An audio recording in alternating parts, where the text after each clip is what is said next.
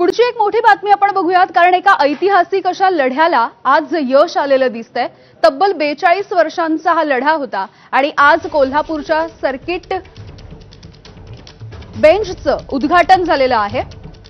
सरन्यायाधीश भूषण गवई यांच्या हस्ते हे उद्घाटन झालं। यावेळेला मुख्यमंत्री उपमुख्यमंत्री सुद्धा उपस्थित होते।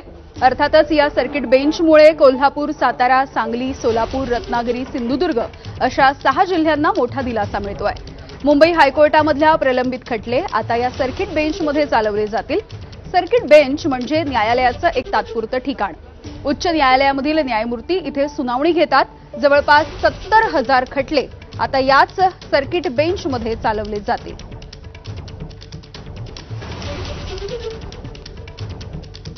आज खरोखर कोल्हापूरमध्ये एक नवीन इतिहास रचला जातोय।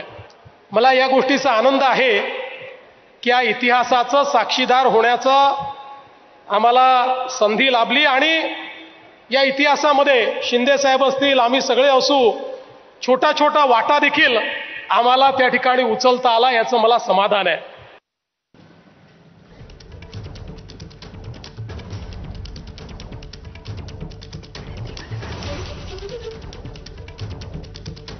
तर सर्किट बेंच म्हणजे काय आपण बघतोय। हायकोर्टाचा सर्किट बेंच म्हणजे उच्च न्यायालयाचा तात्पुरता किंवा अस्थायी विभाग। सर्किट बेंच हे मुख्य न्यायालयाच्या क्षेत्राबाहेरील दूरच्या ठिकाणी खटले ऐकण्यासाठी स्थापन केलं जातं। सर्किट बेंच विशिष्ट काळासाठी असतं। सहसा वर्षातून काही दिवस किंवा काही महिने याचं काम चालू असतं। सर्किट बेंच नियमितपणे चालणाऱ्या कायमस्वरूपी खंडपीठासारखं नसतं। सर्किट बेंच सुरू करण्याचं मुख्य उद्दिष्ट दूरच्या किंवा दुर्गम भागामधल्या लोकांना न्याय मिळवून देणं हे आहे। मुख्य न्यायालयामध्ये जमा झालेल्या प्रकरणांचा निपटारा करणं। सर्किट बेंचमुळे याचिकाकर्ते, वकील यांचा मोठ्या शहरामधील मुख्य न्यायालयामध्ये जाण्याचा प्रवास खर्च आणि त्रासही वाचतो।